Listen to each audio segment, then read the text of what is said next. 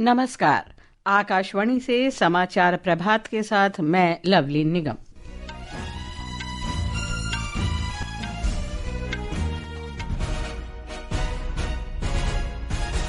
प्रधानमंत्री नरेंद्र मोदी ने जोहानिसबर्ग में G20 शिखर सम्मेलन में स्वास्थ्य सेवा, दुर्लभ खनिजों और नशीली दवाओं, आतंकवाद के गठजोड़ से निपटने पर केंद्रित 6 नई पहलों का प्रस्ताव रखा। प्रधानमंत्री आज सम्मेलन से अलग भारत, ब्राजील, दक्षिण अफ्रीका नेताओं की बैठक में शामिल होंगे। भारत ने उभरती प्रौद्योगिकियों में सहयोग बढ़ाने के लिए ऑस्ट्रेलिया और कनाडा के साथ नई त्रिपक्षीय साझेदारी की घोषणा की। ब्राजील में संयुक्त राष्ट्र जलवायु शिखर सम्मेलन जलवायु परिवर्तन से प्रभावित देशों के लिए अधिक धनराशि के आग्रह पर समझौते के साथ संपन्न। इंदौर में अनाहत सिंह ने इंडियन ओपन स्क्वैश में जोशना चिनप्पा को हराकर सिंगल्स का खिताब जीता और लक्ष्य सेन ऑस्ट्रेलियन ओपन बैडमिंटन के सिंगल्स फाइनल में जापान के युशी तनाका से खेलेंगे।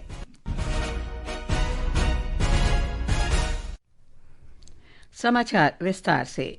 प्रधानमंत्री नरेंद्र मोदी ने कल दक्षिण अफ्रीका के जोहानिसबर्ग में G20 नेताओं के शिखर सम्मेलन के पहले दिन विश्व के विकास के उद्देश्य से 6 नई पहलों का प्रस्ताव रखा।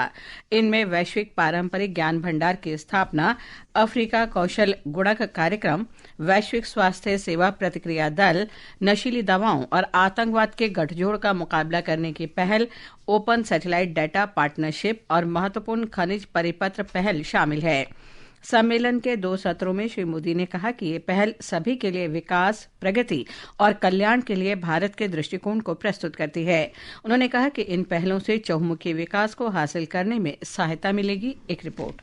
समावेशी और सतत आर्थिक विकास पर पहले सत्र में प्रधानमंत्री नरेंद्र मोदी ने कहा कि G20 वैश्विक पारंपरिक ज्ञान भंडार आने वाली पीढ़ियों के लाभ के लिए मानवता के सामूहिक ज्ञान का उपयोग करेगा। अफ्रीका कौशल गुणक कार्यक्रम का उद्देश्य अफ्रीका में युवाओं को कुशल बनाने के लिए 10 लाख प्रमाणित प्रशिक्षकों का एक समूह स्थापित करना होगा। श्री मोदी ने मादक पदार्थों की तस्करी की चुनौती से निपटने और मादक पदार्थों और आतंकवाद के गठजोड़ को तोड़ने के लिए एक G20 पहल का भी सुझाव दिया। एक लचीले विश्व पर दूसरे सत्र में प्रधानमंत्री मोदी ने क्रिटिकल मिनरल्स सर्कुलेटरी इनिशिएटिव के निर्माण का प्रस्ताव रखा। ये पहल पुनर्निर्माण, शहरी खनन, सेकेंड लाइफ बैटरी परियोजनाओं और संबंधित नवाचारों को बढ़ावा देगी। उन्होंने कहा कि इस पहल का उद्देश्य आपूर्ति श्रृंखला सुरक्षा को मजबूत करना और विकास के मार्ग को प्रशस्त करना है। प्रधानमंत्री मोदी ने कहा कि भारत स्थिरता और स्वच्छ ऊर्जा के लिए पूरी तरह प्रतिबद्ध है। दूसरे सत्र के दौरान श्री मोदी ने वैश्विक खाद्य सुरक्षा को मजबूत करने के लिए जलवायु रूपरेखा पर व्यापक सामूहिक कार्रवाई का आह्वान किया। जोहानिसबर्ग से असोनियो की रिपोर्ट के साथ समाचार कक्ष से मैं मुकेश कुमार बल। G20 सम्मेलन आज संपन्न होगा। प्रधानमंत्री नरेंद्र मोदी शिखर सम्मेलन के तीसरे सत्र में शामिल होंगे। इसका विषय सभी के लिए एक निष्पक्ष और न्यायपूर्ण भविष्य, महत्वपूर्ण खनिज, सभ्य कार्य और आर्टिफिशियल इंटेलिजेंस है। एक रिपोर्ट। सत्र से पहले प्रधानमंत्री मोदी भारत, ब्राजील, दक्षिण अफ्रीका IBSA नेताओं की बैठक में भाग लेंगे। ये एक विशेष त्रिपक्षीय मंच है जो एशिया, दक्षिण अमेरिका और अफ्रीका के तीनों प्रमुख देशों और उभरती हुई अर्थव्यवस्थाओं को एक साथ लाता है। भारत, ब्राजील और दक्षिण अफ्रीका समान विकास प्राथमिकताएं साझा करते हैं और बहुसांस्कृतिक, बहुजातीय, बहुभाषी और बहुधार्मिक समाज हैं। आज शिखर सम्मेलन के दौरान प्रधानमंत्री मोदी दक्षिण अफ्रीका के राष्ट्रपति सिरिल रामाफोसा, जापान के प्रधानमंत्री सनाई तकाइची, कनाडा के प्रधानमंत्री मार्क कार्नी और इटली की प्रधानमंत्री जॉर्जिया मेलोनी के साथ द्विपक्षीय बैठकें करेंगे। प्रधानमंत्री मोदी आज शाम भारत के लिए रवाना होंगी। जोहानिसबर्ग से असोनो की रिपोर्ट के साथ समाचार कक्ष से मैं दीपमाला कौशिक। इस बीच विदेश मंत्रालय में आर्थिक संबंधों के मामलों के सचिव और G20 मामलों के प्रभारी सुधाकर दलीला ने कहा कि एकजुटता, समानता और स्थिरता के व्यापक विषय के अंतर्गत इस वर्ष G20 सम्मेलन में दक्षिण अफ्रीका की अध्यक्षता में 4 प्रमुख प्राथमिकताओं पर एक सशक्त संदेश दिया है। इनमें आपदा प्रतिरोधक क्षमता और प्रतिक्रिया को मजबूत करना, कम आय वाले देश के लिए ऋण स्थिरता सुनिश्चित करना, सतत आर्थिक विकास के लिए दुर्लभ खनिजों का दोहन और एक न्याय संगत ऊर्जा परिवर्तन के लिए वित्त जुटाना शामिल है। भारत, ऑस्ट्रेलिया और कनाडा ने उभरती प्रौद्योगिकियों में सहयोग बढ़ाने के लिए नए त्रिपक्षीय संरचना ऑस्ट्रेलिया, कनाडा, भारत प्रौद्योगिकी और नवाचार ACITI साझेदारी की घोषणा की है। ये घोषणा कल जोहानिसबर्ग में G20 सम्मेलन के दौरान प्रधानमंत्री नरेंद्र मोदी, ऑस्ट्रेलिया के प्रधानमंत्री एंथनी अल्बनीज और कनाडा के प्रधानमंत्री मार्क कार्नी के बीच हुई बैठक के बाद की गई। श्री मोदी ने कहा कि यह साझेदारी प्रमुख प्रौद्योगिकी या नवाचार क्षेत्रों में सहयोग का विस्तार करने में मदद करेगी। ये संयुक्त पहल स्वच्छ ऊर्जा, विविध और आपूर्ति श्रृंखलाओं, विशेष रूप से महत्वपूर्ण खनिजों सहित विभिन्न क्षेत्रों में सहयोग को मजबूत करने का प्रयास करती हैं। तीनों पक्ष आर्टिफिशियल इंटेलिजेंस के विकास को व्यापक रूप से अपनाने के तरीके भी तलाशेंगे। प्रधानमंत्री नरेंद्र मोदी ने कल जोहानिसबर्ग में G20 शिखर सम्मेलन से अलग कई वैश्विक नेताओं से भी मुलाकात की। श्री मोदी ने ब्रिटेन के प्रधानमंत्री कीर स्टारमर, मलेशिया के प्रधानमंत्री अनवर इब्राहिम, फ्रांस के राष्ट्रपति इमैनुअल मैक्रों, जर्मनी के चांसलर फ्रेडरिक मर्ज, दक्षिण कोरिया के राष्ट्रपति ली जेमियांग, ब्राजील के राष्ट्रपति लुइस इनासियो लुला डी सिल्वा और संयुक्त राष्ट्र के महासचिव अंतोनियो गुतरश से भी मुलाकात की। प्रधानमंत्री मोदी ने सिएरा लियोन के राष्ट्रपति जूलियस माडा बायो और सिंगापुर के प्रधानमंत्री लॉरेंस वोंग से भी मुलाकात की। प्रधानमंत्री ने कहा कि उन्होंने वैश्विक विकास के लिए साझा प्रतिबद्धता दोहराई है। ब्राजील में संयुक्त राष्ट्र जलवायु सम्मेलन COP30 में विश्व नेताओं ने एक समझौते पर सहमति व्यक्त की है। इसका उद्देश्य जलवायु संकट का समाधान करना है। समझौते में जलवायु संबंधी व्यापार बाधाओं की समीक्षा करने का संकल्प लिया गया है। इससे विकसित देशों से विकासशील देशों को विपरीत मौसमी स्थिति से उत्पन्न घटनाओं से निपटने में सहायता के लिए दी जाने वाली धनराशि 3 गुना करने का आह्वान किया गया है।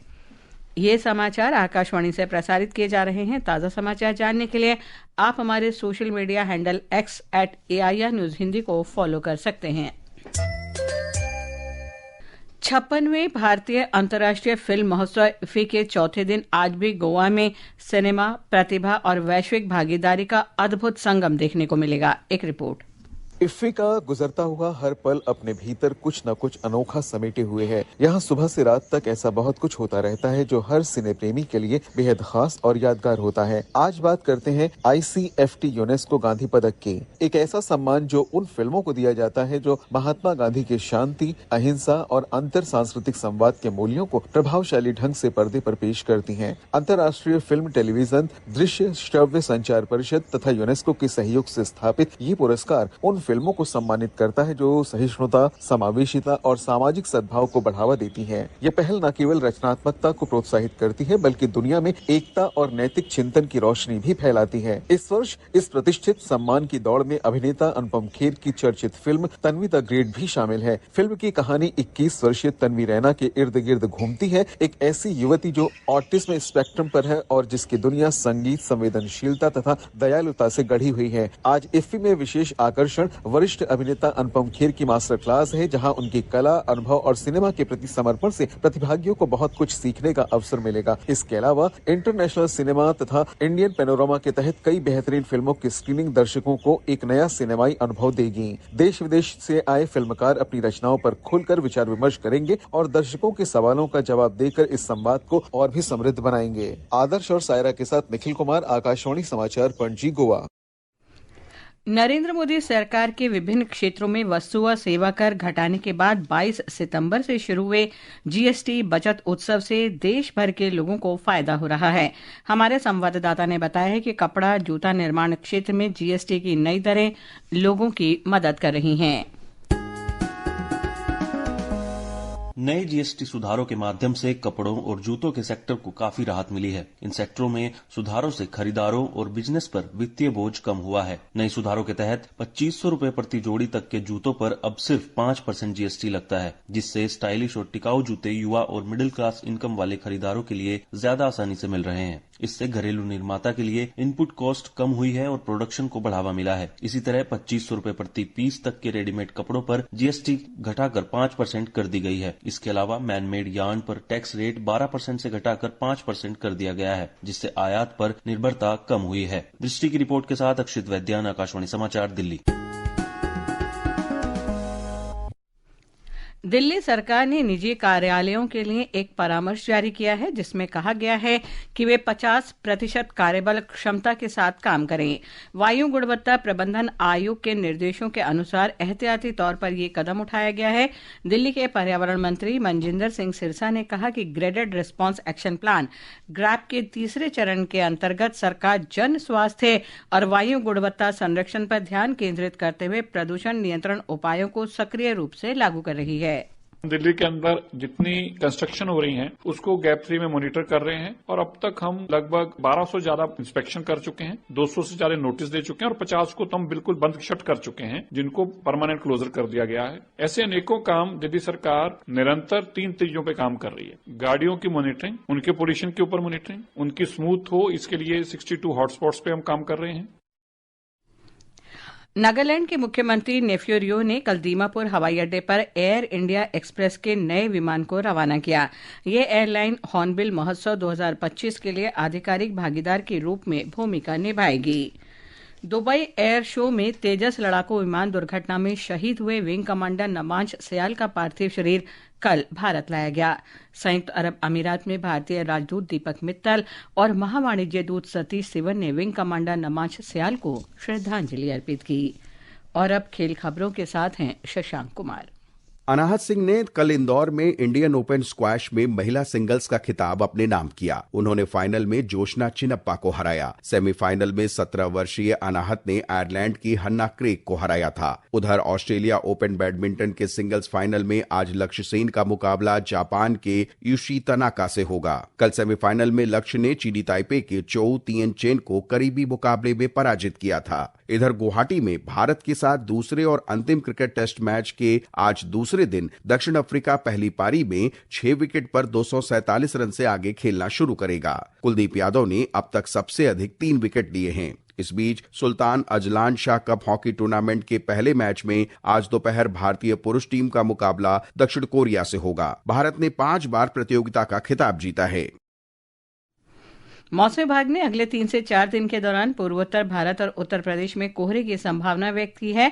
आज अंडमान और निकोबार द्वीप समूह, केरल और माहे, लक्षद्वीप और तमिलनाडु, पुडुचेरी और कराईकल में तेज बारिश, गरज और बिजली गिरने की संभावना है। अगले 4 दिन के दौरान उत्तर पश्चिम भारत में न्यूनतम तापमान धीरे धीरे 2 से 3 डिग्री सेल्सियस तक नीचे जा सकता है। और अब आज के समाचार पत्रों की सुर्खियों के साथ हैं रवि कपूर। धन्यवाद लवलीन। जोहानिसबर्ग में G20 शिखर सम्मेलन के दौरान प्रधानमंत्री नरेंद्र मोदी का यह बयान कि मादक पदार्थ और आतंकवाद के गठजोड़ को कमजोर करना होगा, जनसत्ता सहित सभी अखबारों की पहली खबर है। अमर उजाला की सुर्खी है, एकजुटता, समानता, सततता और समावेशी विकास के आधार, घोषणा पत्र में दिखी भारत की छाप। राष्ट्रीय राजधानी में बढ़ते प्रदूषण पर नियंत्रण के लिए ग्रैप 3 में ही चौथे चरण की सख्ती। सरकार का निजी कार्यालयों में 50% कर्मचारियों के लिए वर्क फ्रॉम होम की सलाह को नवभारत टाइम्स ने पहली खबर बनाया है। राजस्थान पत्रिका की पहली खबर है, सोशल मीडिया की बेड़ियों में जकड़े युवाओं पर आजकल लाइक व्यूज का दबाव। पत्र कहता है, कहानी हर घर की, सुबह उठने से रात को सोने तक मोहपाश में फंसे हैं युवा। पत्र आगे कहता है, उत्सव का उत्साह हो या खाने का स्वाद, लोगों के मन में रील्स की थीम दिमाग में तैरने लगती है। दैनिक भास्कर की विशेष खबर है कि जेन जी में भजन क्लबिंग का ट्रेंड दिल्ली से कोलकाता तक। पत्र कहता है, क्लबों में गूंज रहे श्री कृष्ण गोविंद हरे मुरारी और ड्रिंक्स की जगह चाय। ऑस्ट्रेलिया और इंग्लैंड के बीच एशेज श्रृंखला का मैच 2 दिन में समाप्त होने पर दैनिक भास्कर ने लिखा है, 104 साल बाद एशेज टेस्ट 2 दिन में समाप्त, रिकॉर्ड रफ्तार से जीता ऑस्ट्रेलिया। हिंदुस्तान ने कुछ अलग शीर्षक से लिखा है, अमेरिका की एक कंपनी ने एक ऐसा यंत्र बनाया है जो उन लोगों में बोलने की क्षमता वापस लाएगा जो लकवा या चोट के कारण आवाज खो बैठे हैं। और अंत में मुख्य समाचार एक बार फिर। प्रधानमंत्री नरेंद्र मोदी ने जोहानिसबर्ग में G20 शिखर सम्मेलन में स्वास्थ्य सेवा, दुर्लभ खनिजों और नशीली दवाओं, आतंकवाद के गठजोड़ से निपटने पर केंद्रित 6 नई पहलों का प्रस्ताव रखा। प्रधानमंत्री आज सम्मेलन से अलग भारत, ब्राजील, दक्षिण अफ्रीका नेताओं की बैठक में शामिल होंगे। भारत ने उभरती प्रौद्योगिकियों में सहयोग बढ़ाने के लिए ऑस्ट्रेलिया और कनाडा के साथ नई त्रिपक्षीय साझेदारी की घोषणा की। ब्राजील में संयुक्त राष्ट्र जलवायु शिखर सम्मेलन जलवायु परिवर्तन से प्रभावित देशों के लिए अधिक धनराशि के आग्रह पर समझौते के साथ संपन्न। इंदौर में अनाथ सिंह ने इंडियन ओपन स्क्वैश में जोशना चिनप्पा को हराकर सिंगल्स का खिताब जीता और लक्ष्य सेन ऑस्ट्रेलियन ओपन बैडमिंटन के सिंगल्स फाइनल में जापान के यूशी तनाका से खेलेंगे। इसके साथ ही समाचार प्रभात का ये अंक समाप्त हुआ। नमस्कार।